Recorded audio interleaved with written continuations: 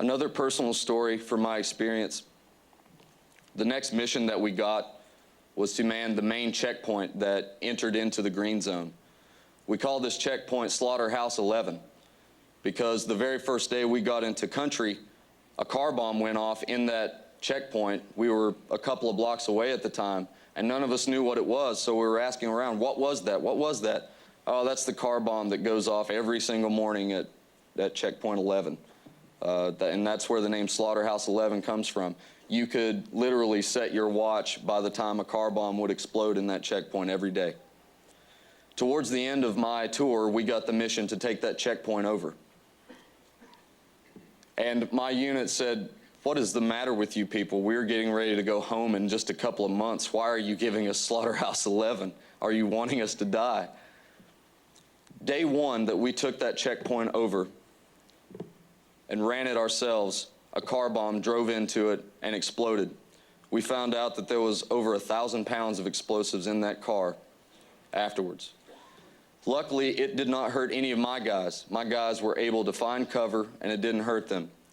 But it killed untold numbers of Iraqi civilians in queue to come into the checkpoint and injured so many more.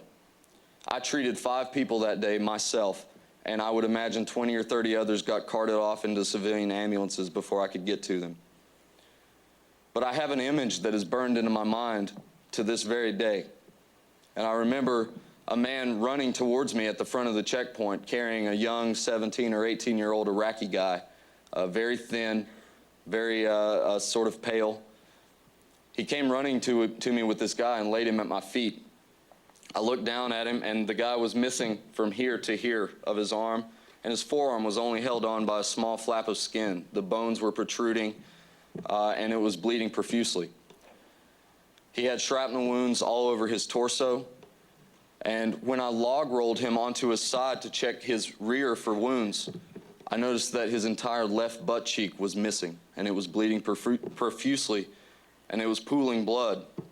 And to this day, I have that image burned in my mind's eye.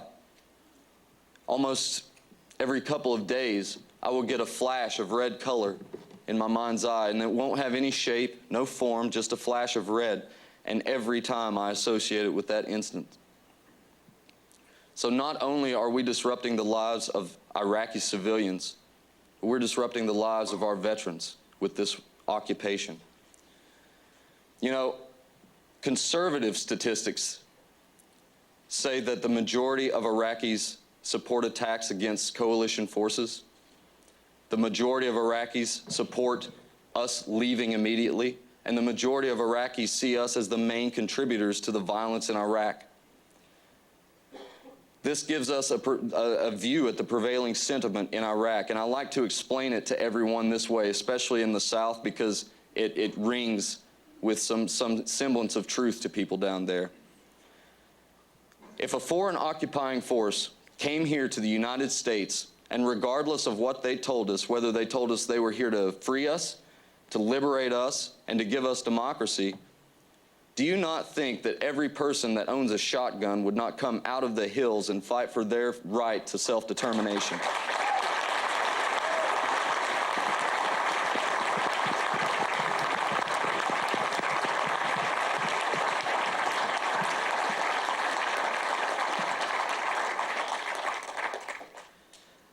To sum it up like this: the prevailing sentiment in Iraq is this.